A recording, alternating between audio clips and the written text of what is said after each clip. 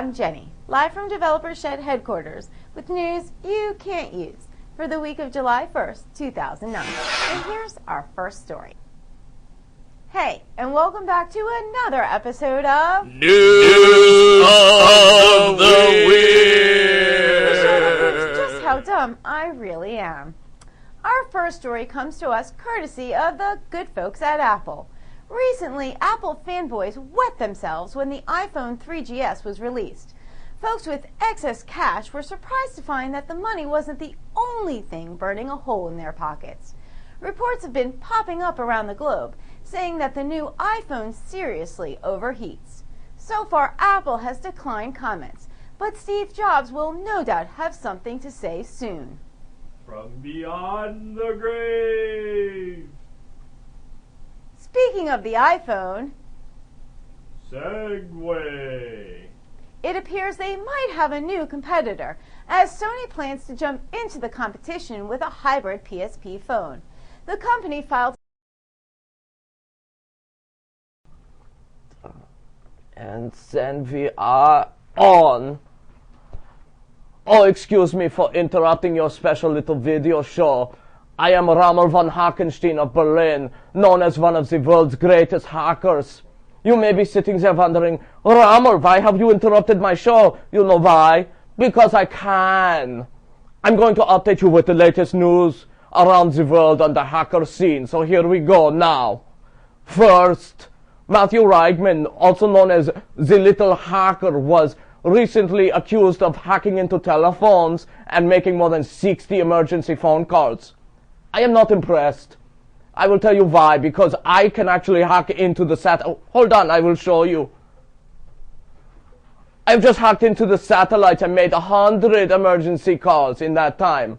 Unimpressive. Next, Reuters reports that the global gaming factory XAB has purchased the Pirate Bay for $7.7 million. That's great. It's one less place that I have to go now that it is going legit.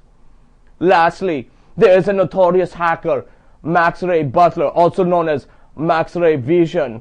He has been arrested on June 29th for his involvement in credit card and identity fraud. You know what I think about that? Boring. When you can take a train offline and threaten the lives of thousands of people, then I will be impressed. But until then, not. Oh, excuse me, I have to go and empty a bank account. One moment. Done. That is why I am Rommel von Hackenstein and you are not. I will interrupt your program again one day. But for now, go. Of debauchery, my mustache is tingling. Ooh, settle down, Pepe, settle down. What are we talking about? Oh, yes. How about my beloved Hulu? The website that makes it so that I do not have to pay for cable. Now, if they only showed more nudity, or even the scrambled nudity where I had to squint and tilt my head, it would be fine. But they do not. For those of you that are not familiar, the Hulu is similar to the YouTube, only not full of stupid jerk faces getting kicked in the sack or peeing in their mouths like monkeys. I love that video where the monkey pees in his mouth. It's not tasty, but funny. Hulu is being threatened by a new service called Cable Everywhere, which allows the computer user to view cable programming from their computer, so long as they have a high-speed connection and their pants on. The service is being tested by a joint venture of Time Warner and Cox Communications right now, and is poised to be a serious competitor to ad-supported internet models like YouTube or the Hulu. This is what I hate about this country. It is land of the free. Nothing is free. How will I get my television fixed? I cannot afford basic cable. Do you know how much a lawyer makes? Oh, what?